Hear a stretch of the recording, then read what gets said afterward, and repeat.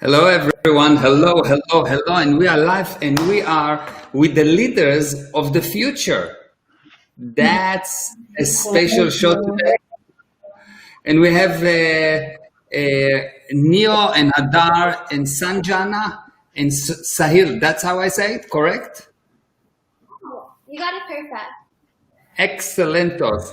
So first, I would like to start with each one of you saying a few words about you. So the people that are watching us will know who you are and maybe why are you on the show. So Hadar, why don't you start? Well, I'm Hadar, and I'm your daughter.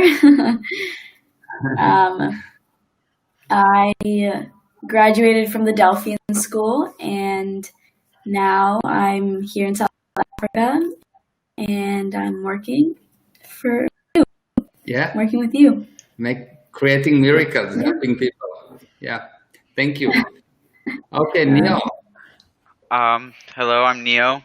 I'm obviously your son and Hadar's brother. I'm currently at Delphi and just working at home as well. Excellent, nice. Okay, Sanjana. Hi, my name's Sanjana. I'm 16 years old and I wrote my first book when I was 12 years old.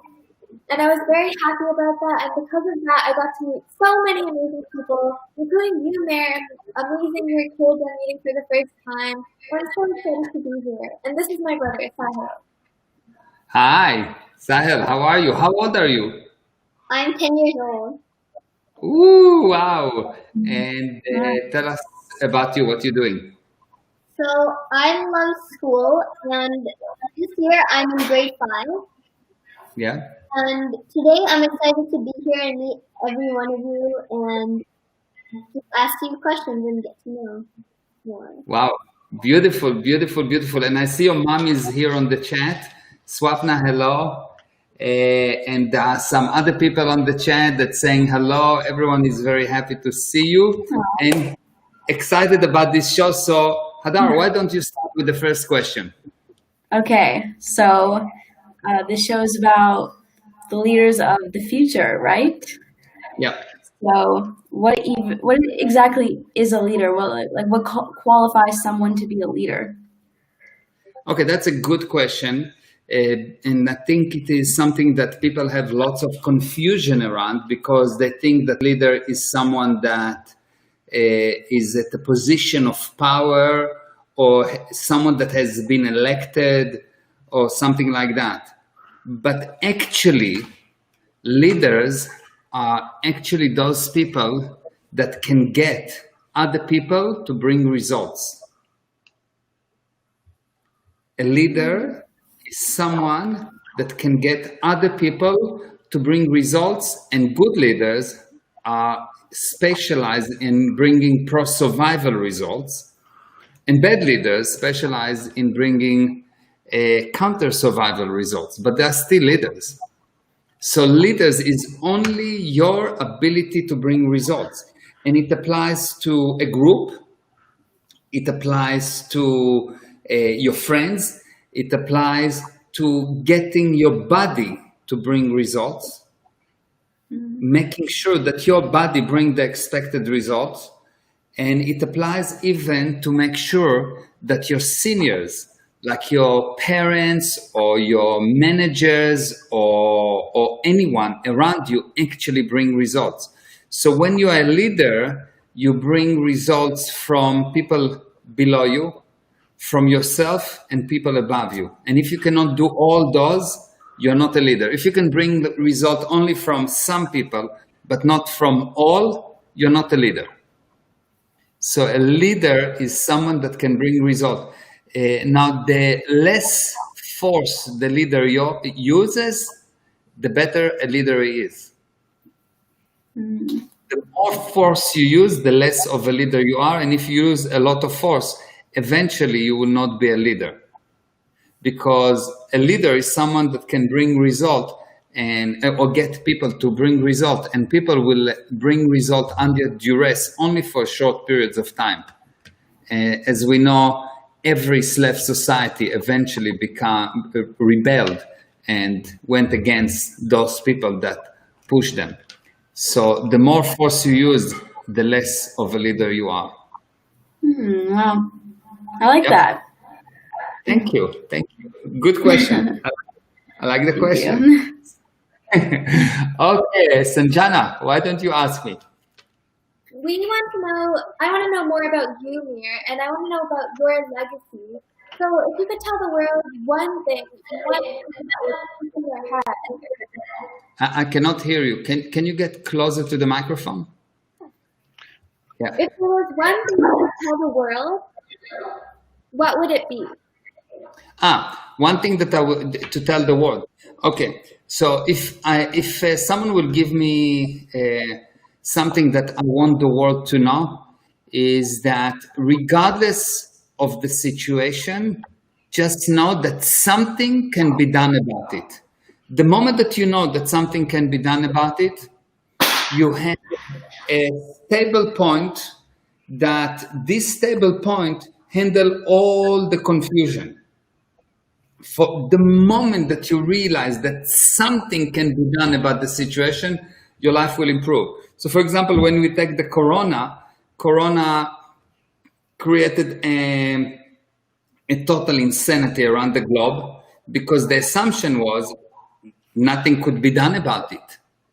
But the reality is that of course something could be done about it, but only for as long as you are not afraid, only for as long as you are not in hysteria, only for as long as you know that your freedom, your decisions are senior to your body, are senior to what happened to you. So the one advice, something can be done about any situation, regardless of how bad it is. And maybe as a bonus advice, it's never as bad as it looks. It's never as bad as it looks. Never, never, never, never. It's never as bad as it looks, and something can be done about it. These two things. If you hold it as a stable pieces of data, stable truth, you will see that your life will be very good. You will manage to handle anything in life. Wow. Next question. Sashel. My question is, any way you get hurt, what's the first thing you should do if you get hurt physically? What's the first thing you should do if you get hurt physically? So you first should look and estimate how good or bad it is. If it is really bad, you need to get medical attention as fast as possible. Yes? That's the first thing. But regardless of how good or how bad it is, if you will know that you created it, you will be able to do something about it. Now, I know it sounds weird, like if someone hit his head by mistake, it seems like it's by mistake.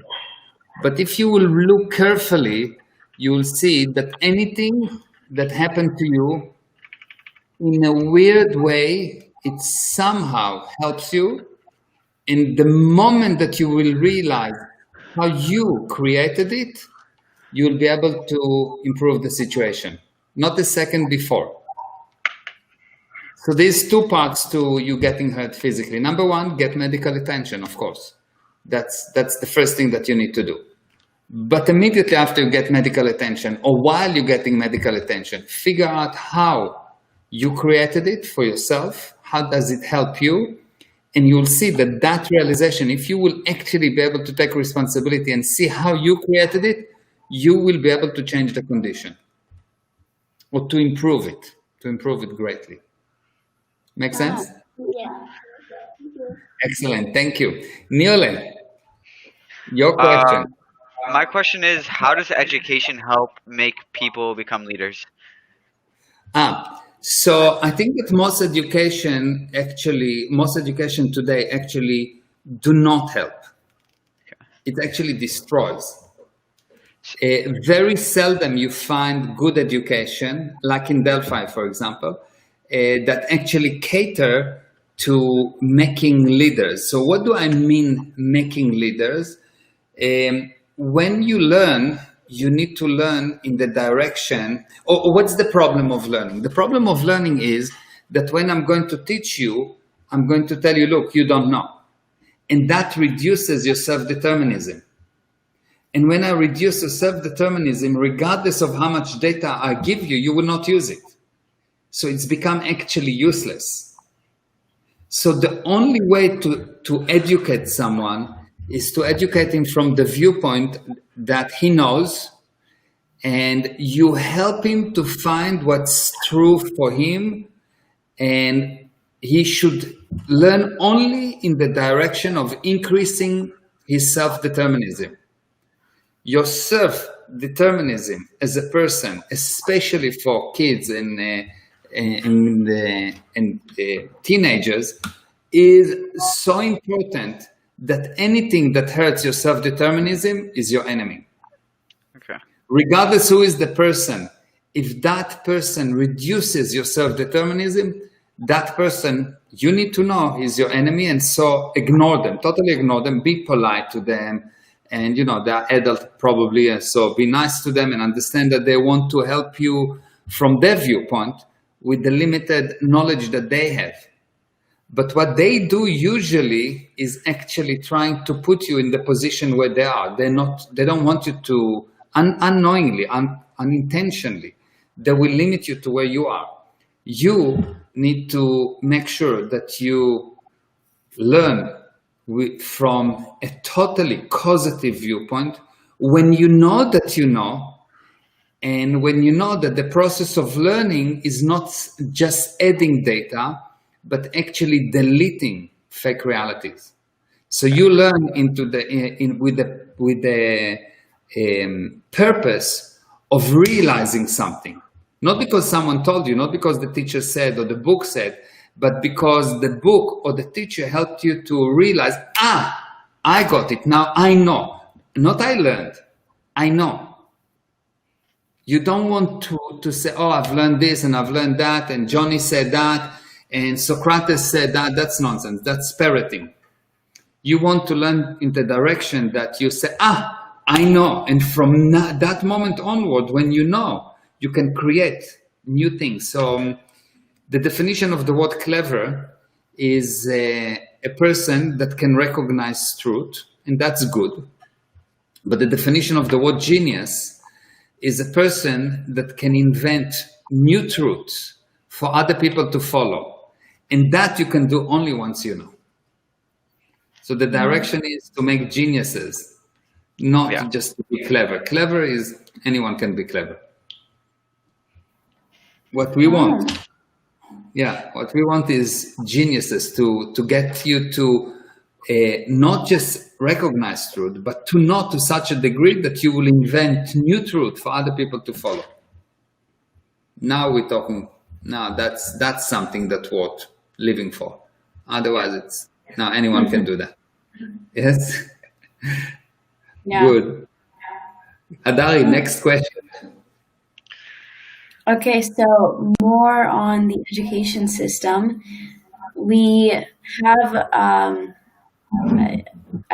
culture like everybody is expected to go to college right after graduate high school, and if they don't, they won't get a degree, and if they don't get a degree, they won't have a good paying job. But it seems that that isn't really the case with the amount of people that either drop out of college, or you talk to people and find out that they never actually use what they study from college. They spent 4 years of their life or more for some knowledge they never use. So what would you say is the solution to that problem, or what would you advise people who are coming into and out of high school and have to think about their future? Okay, so the first thing that I will suggest for a person that getting out of high school is to decide what he wants to have, not what he wants to do. You see, most people say, I want to do this, I want to be an engineer or a carpenter or something, and they decide what they want to do, but they don't know what they want to have. So it's like a robot. A robot do without knowing what he wants to have. What's the difference between a robot and a person? A robot do without knowing what he wants to have. A person know what he wants to have, so he devises a plan what he needs to do so he can become. So what you want to do is define very carefully what you want to have. Exactly, like put into that the most amount of attention and look at that from the widest viewpoint you can. What do you want to have within a year, 5 years, 10, 20 years? What do you want to have? Like, what is it that you want to have? Now, obviously, you two are Jewish, so it's easy. You want money. No, I'm joking. I'm joking. But not just money. I'm talking about what you want to have in terms of your body, in terms of your mind, in terms of your family, children, in terms of sex as a mechanism for future survival. What kind of groups do you want to be part of? What would you like mankind to look like? How would you want to look at life forms? What would you like in terms of homes, cars, physical things? And what would you like spiritually? And when you define these things, a magic will happen. You will know what you want to do. Otherwise, you will go after a shiny thing that you will think, hey, I really like to do this thing. And you will go and you spend 5 years, 10 years doing this thing. And you will realize, like most people in society today, that they do something that they don't really like. And they thought that it will be nice, but it's not really nice, but it's too late and so on. Once you do this, once you write what you want to have, the magic will happen. You will know what you want to do. And then you have two options. If this thing that you want to do require a college education, do it. For example, if you want to be a doctor, you have to go and study to be a doctor. Do it. But in most cases, you don't need to go to study at higher education, and I will not recommend it because most higher education is just making you a bigger parrot.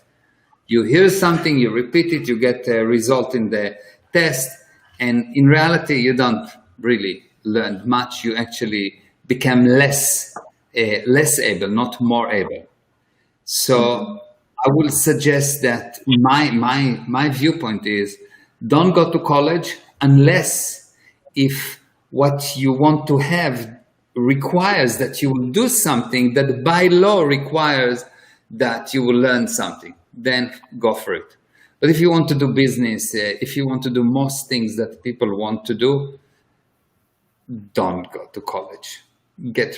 Find a way to study in a different way that is more bringing results. Does it make sense? Yeah. Yeah. Good. Excellent. Okay, Sanjana, next question. I have a question as to why do people keep retreating to things that they know are bad for them? Oh, why people, repeat the question, why people? Why do people keep going back to things that they know are bad? Oh, why people keep going back to things that know they're bad? Okay, so when a person do something that seems to be that is not good for him, he secretly know that it is. I'll give an example. Let's say that I smoke, okay? Now, obviously, if you'll ask me logically, I will tell you smoke is not good for you. Smoking is not good for you. But I will have some kind of an explanation that says, despite all the bad, there is something usually hidden from me that tells me that it's okay to do it. It's much better to do it than not to do it, and against that. So the bad that it brings is deteriorate to zero against the good that it brings in my mind. Now, the good is not good by definition. It's good in my mind. And most of the time, this good is not even me. So what do I mean is not even me? You've got the person, and the person have a mind, and you are a spirit. So you can say a person, a mind, and a spirit. Okay? The spirit is the boss. The body is just a slave, and the mind is a bank of memories that you use. Okay? The spirit is incapable of making mistakes. Just incapable of making mistakes. Okay? So, but still people do mistake. Why? Because at some point, the spirit realized that it did something that it was not good. So the spirit goes away and leave the decision to the mind, and the mind always will give you results that are less than optimal, but you really believe the mind. And that's why people do things that are not good for them. And the question is, what's the handling? How do you handle someone that do something that's not so good for him? The only handling is to admire the person. His self-determinism is more important than his body. So if someone smoking or doing something bad, or I don't know, even doing drugs, yes, let's take that to the extreme. The only way is to admire the person for who he is, because the person himself, the spirit, is good. The action are not. So the basic laws that I can give you that will help you throughout life is love the person, never his action. Like you love your brother, and you love him regardless of his action. His action from time to time may be bad. It may be that he's doing something not good from your viewpoint, but his intentions are always good, because the spirit is incapable of doing something bad. The spirit in a body with the mind and all the other nonsense can do something bad. But it is only bad when the spirit is away. And if you want the spirit to come back, if you want the spirit to be part of the equation, the only thing that will wake up the spirit is enough admiration. Wow. Yeah. So if you get married, admire the person, not his action. If you have brothers, sisters, admire the spirit, not the action. And only like that you can actually have love. And overall in life, I can tell you that if you look at the worst person in the universe, there's good in him. And if you look at the best person in the universe, there is bad in him.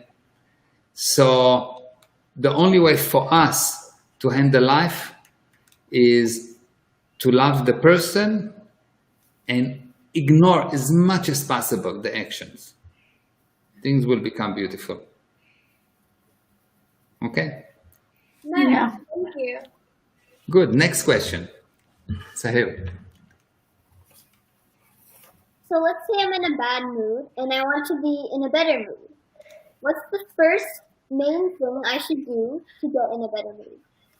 Start producing. Move your body. Get your body to do things. Clean, organize, handle things that you should have handled and you didn't. Do things with your body. Do physical things. Why? When you're in a bad mood, your attention is stuck in the past. Yes? You're worried about something that happened, not something that will happen, but something that happened. Yes? Even if it has future consequences, bad mood is because your attention is stuck in the past. And in order to get out of the past, you need to get to touch and to handle things in the physical universe, in the now. It's not exactly the now, but as much now as we can call it now. So when you touch, when you handle physical things, when you start to handle things that you need to handle, the magic happen. You get yourself out of the past into present time, and life start to look wonderful. There is only one provision that I would put before that. Before you even do that, make sure that you are well fed and rested. because if you are not well fed and rested, you'll see that you can get cranky for no reason. Okay. Yeah. Good. Niole.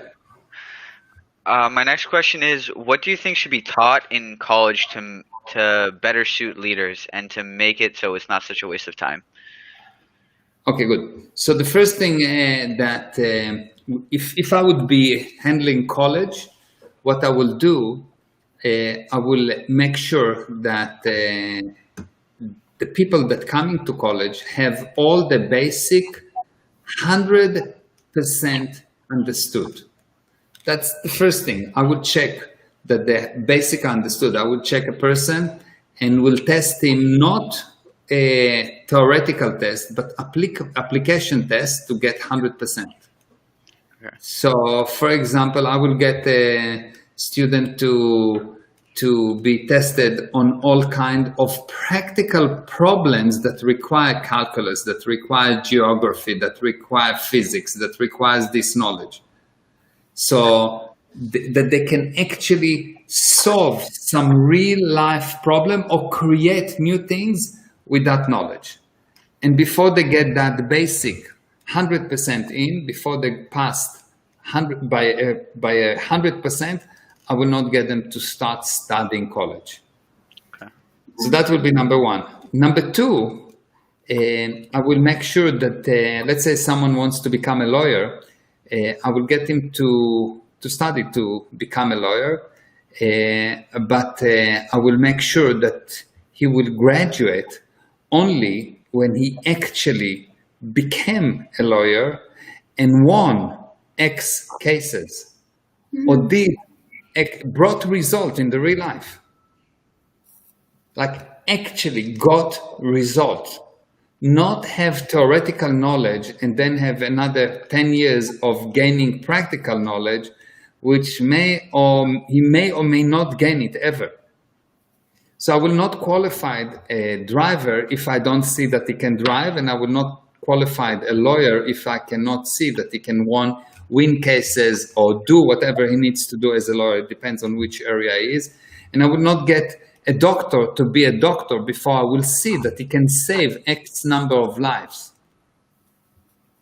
Actually apply the data, not have it. So if I have college and they will teach business, I want to see that you can take a business from zero and grow it to hero. Or take a business that is failing and fix it. I want to see a real life application before I will graduate anyone. Because when you teach at college and the result is people that can parrot what they heard, what you create is actually some kind of a trap. Because it seems like the guy is qualified, but when he goes out of college, he knows nothing. He actually knows less than a normal person in the street, but he feels that he knows because he has a certificate. So now it's even harder for him to learn because you make him even more wrong when you teach him. So you see lots of people that finish university or college and they actually don't use what they've studied. Yeah. Yeah. Yeah, it's quite fascinating. So if I was designing the college curriculum, I will design it in such a way that the only way to pass is by result. Of course, you need to understand the principles and the theory and get 100% there, but I want to see results. I want to see that you can actually apply what you've learned. Anything that I will test them, I will test them on 3 ways. Number 1, duplication. Number 2, application. And number 3, creative application. Everything in college should be tested for 3 levels. Duplication, application, and creative application. And what the result will be that this society, this civilization will become, we would create a golden age in this civilization by that method, if we will do that, that will be totally different viewpoint in life. Make sense? Yeah. Yeah. Good.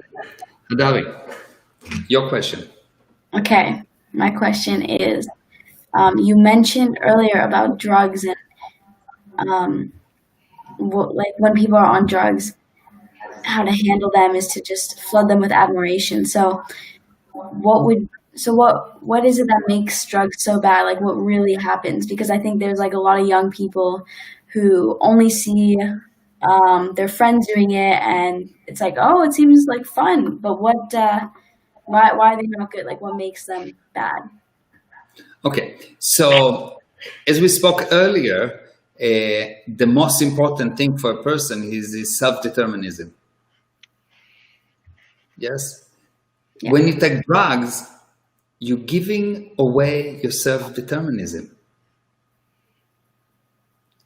You're just giving away your self-determinism. At the beginning, it's for a short period of time. And the more you use drugs, the worse it gets. Why? Because when you take drugs, the pictures in your mind get so mixed up that you start to get commands from those pictures, or to get even more accurate, okay? So even if it might be not so real for everyone, I think it's important for you to understand, so I will explain to you. So, the body has the body, the spirit, and the mind, okay? But the body also have something that I call entities. Entities is some other life forms or life forces that actually cause the body to operate. In normal situation, when a person just grows and so on, those life forms are generally weak and they are operating in a very specific manner to run the body. And when over the years, the spirit become weaker and weaker and weaker, those life forms become stronger. What's the difference between those life forms and the spirit? The spirit is set on good, set on ethics, set on what's right. And those life forms are set on what's wrong. They want wrong. And this, many times people have this conflict. Should I do something? Should I do something? I know it's good, but maybe it's bad. The conflict is between the spirit and those entities. When you take drugs, you become weaker, you the spirit, and the entities become so strong. They get hold of you totally, and every single time you take drugs, it's like you gave them steroids. It's like you took them to a very long session in the gym, and they become stronger and stronger and stronger. And you will see that people on drugs find it very hard to kick it off because they're fighting against this whole organization of entities that tell them, you need it, you need it, you need it. And they basically overtake you. And they are set on destruction. They are so set on destruction that when you are sober, when you are not under the influence, you say, well, of course I can kick it. It's not a problem. It's not a problem. But when they start to move in, when they need the drug, because you don't need the drug, the spirit don't need the drug, they need the drug. When they need the drug, they mess up the whole body because they're responsible for running the body. They are the organization that run the different parts of the body. And when those things when they need the drugs, they will do anything to the body. They will destroy the body. They will do anything with the pictures. They will mess you up for one purpose. Give us the drug, because every time you give them the drug, you become less you and they become more them, up to the point where you basically just a body with entities. There is no you anymore. And if you've seen someone that heavy on drugs or drink a lot, etc., you see that the actual beautiful, unbelievable spirit is not there and nothing left there. There's no one to talk to. The only thing that you talk to is a person that have no regards to ethics, no regards to honor, no regards to what's right and what's wrong. And you can find a child that will steal from his parents or that will hurt his parents. Although his parents love him all his life and supported him, and people will do terrible things. It's not the person anymore. It's the entities.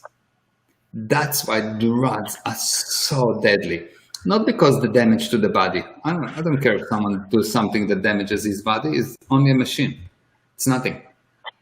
I do care when something push away the spirit and degrade the spirit to such a point where the spirit become nothing, because that spirit not only getting hurt now, but for many, many, many years to come, many lifetimes to come, this spirit is in a really bad condition.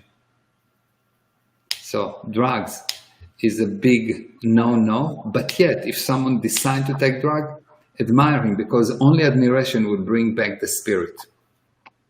Wow. Yeah. It's a bit of a wow explanation, I know, maybe unexpected. It was good. Thank you. Yes. Okay, Sanjana. I have a very simple question, and it's, how can I be a better friend to my friends? How can you be a better friend? Okay, so you need to understand what is a friend and what a friend is doing. Okay, so a friend is someone that cannot see problems with his friend, cannot see anything bad with the other person, and you are a friend, and the friendship is actually demonstrated only when, let's say I'm your friend, my friendship to you will be demonstrated only when you attack me, when you invite me not to be your friend. At that moment, can I actually, despite all your attack, despite all your hatred, despite everything, can I continue to be your friend? You will ask me, you will beg me not to be your friend. You will shoot me, you will talk badly about me, you'll do all kind of bad things about me, against me. The question is, can I still be your friend despite all those actions? If yes, then I'm a friend. So how can you be a better friend? Number one, don't see anything bad with your friend. Don't allow anyone to see anything bad with your friend. Always admire your friend. And whatever happen, don't talk badly about your friend to other people. And if you see anyone even hinting that something remotely is wrong with your friend, make sure he's dead. Not physically, yes? Just shoot them, like give them the look that basically killed them. Okay? Thank you. I cannot hear you. Okay, hold on. The problem is on my side. Give me a second. One second. My amplifier just got turned off.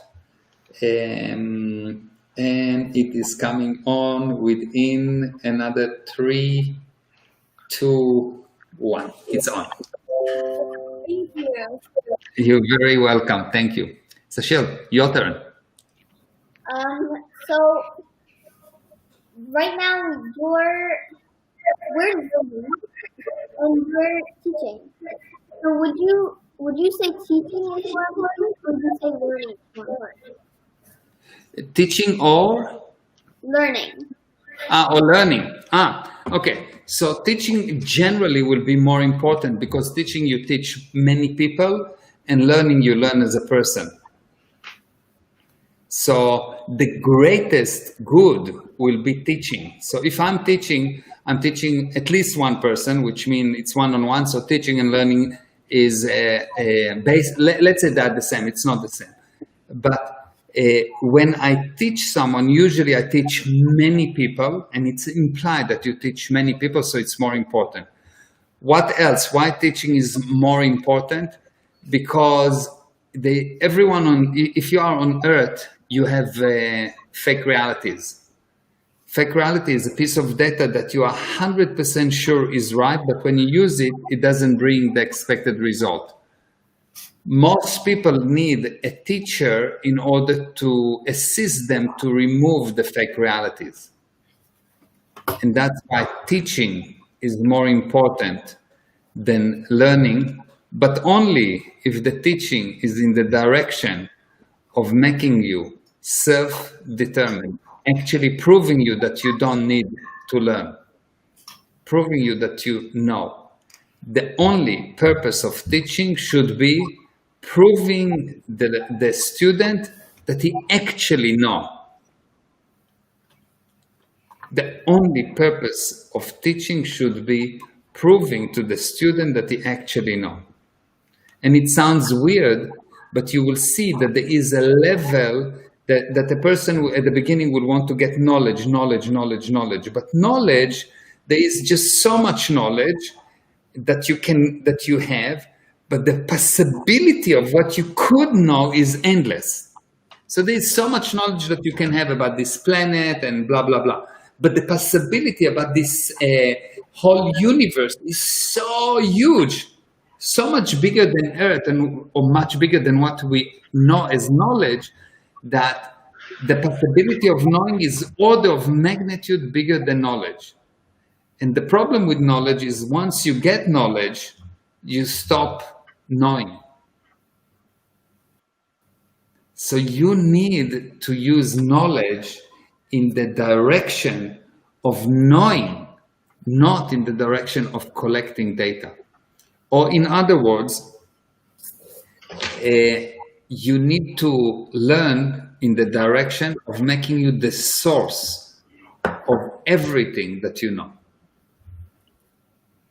You need to be the source for everything that you know. You should never rely on a book or a person or anyone for what you know. You should know because you know. Even if you learn, let's say you learn from someone something, let's say you learn from Socrates something, you need to make it yours to such a degree that from your viewpoint, you invented it. You need to know it to such a degree that from your viewpoint, you invented it. Otherwise, you will not be able even to use it. It will be just a waste of time for you to get the knowledge because you became just a parrot. Socrates said, and you say, Socrates say, blah, blah, blah.